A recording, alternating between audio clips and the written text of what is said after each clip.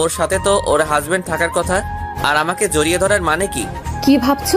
কনফিউশনে আছি। কিসের? তোমার হাজবেন্ডকে তো দেখতে পাচ্ছি না। নিজেকে নিজে কেমন করে দেখবে? মানে? মানে আমি বিয়ে করিনি। কেন? একটা গাধাকে ভালোবেসেছিলাম, কিন্তু বলার আগেই হারিয়ে গেছে। ও, তা তোমার বয়ফ্রেন্ডকে তো দেখছি না। আমার কোনো বয়ফ্রেন্ড নেই। মিথ্যা বলবে না। সত্যি বলছি। তাহলে সেদিন যে তুমি বললে? ওটা মিথ্যা ছিল, তখন তোমাকে বিরক্ত লাগতো তাই নাটক করেছিলাম। তাহলে ওই ছেলেটাকে? ও আমার শুধু ফ্রেন্ড। সেদিনও বিদেশ থেকে দেশে ফিরে আর আমার সাথে দেখা করতে আসে। ও, আমি বিশ্বাস করি না। মিথ্যা বললাম, দেখি কি করে। আমি জানতাম, তাই ওকেও সাথে করে নিয়ে আসছি। তাই? এই এদিকে আয় তো। তারপর ছেলেটা আমার কাছে এসে সব খুলে বলল।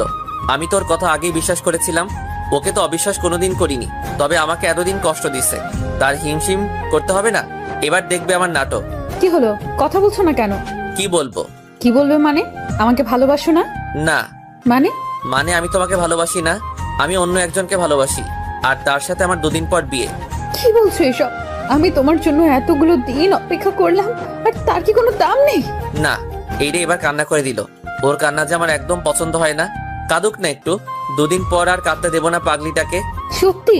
হ্যাঁ, এখন তুমি আসতে পারো। তাড়িয়ে দিচ্ছ? তুমি যা ভাবো। ইউকি কান্না করতে করতে চলে গেল। আমারও খুব কষ্ট হচ্ছে, কিন্তু এটুকু কষ্ট তো করতেই হবে। আমি গাড়িতে এসে বসলাম, তখন আব্বু আম্মু আমাকে বলল, কি রে বাবা, মেয়েটা কাঁদতে কাঁদতে চলে গেল কেন?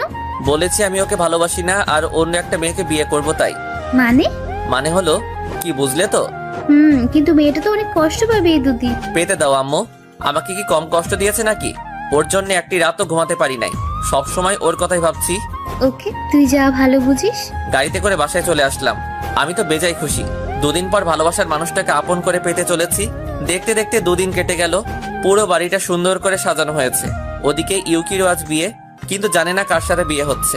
ওকে আমার কথা বলা হয়নি। ও জানে ওর সাথে অন্য কারো বিয়ে হচ্ছে। আব্বু আম্মুর কথা ভেবে না করতে পারিনি। অতঃপর নির্দিষ্ট সময়ে আমার আর ইউকির বিয়েটা হয়ে গেল। আমরা গাড়িতে করে বাসায় চলে আসলাম। তবে আমাকে এখনো দেখেনি। পাগলিটা অনেক কান্না করছে। আর একটুখানি অপেক্ষা করো জানু। সবাই মিলে ওকে আমার রুমে নিয়ে গেল। আজ থেকে রুমটাও অন্য কারো দখলে চলে গেল। ভাবতেই কেমন জানি লাগতেছে। সব স্বাধীনতা আজ হারাতে হবে। তবে এতে কোনো দুঃখ নেই। রাত 11টা বাজে। ইউকি একা একা রুমে বসে আছে। হয়তো মেয়েটা আমার কথা চিন্তা করছে, ভাবছে যে আমি কতটা বেঈমান। সে যাই ভাবুক, আমি আসছি মোর প্রাণের প্রিয়া, আমি আসছি। বন্ধুরা এক প্রকার জোর করে আমাকে উঠিয়ে দিল। আমি এখন দরজার সামনে। কেমন জানি নার্ভাস লাগছে, তবে ভয় পেলে চলবে না। বুকে এক গামলা সাহস নিয়ে ভেতরে ঢুকলাম। ভেতরে ঢুকে দরজা আটকিয়ে দিলাম। আওয়াজ শুনে একটু ঠিক হয়ে বসলো। আরে স্বামীকে সালামও করবে না নাকি?